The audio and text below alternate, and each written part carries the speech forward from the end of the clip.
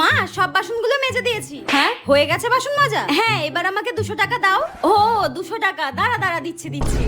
টাকাটা আমি ঠিক নিয়ে নেবো। হ্যাঁ এই নে 200 টাকা কর করে। এই 200 টাকাটা দিয়ে আমি অনেক কিছু কিনবো।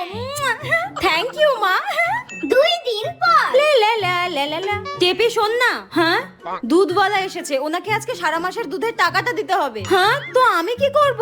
আমার কাছে এই 500 টাকাই রয়েছে, 200 টাকা আমার কম পড়ছে, দে না মা। হ্যাঁ আমার কাছে কোথায় 200 টাকা? আমি কোথায় পাবো?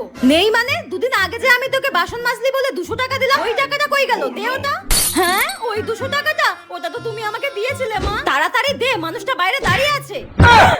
বাসন মাজলাম বলে তুমি আমাকে 200 টাকা দিলে, এইভাবে সেই টাকাটা তুমি নিয়ে নিলে না। এই নাও।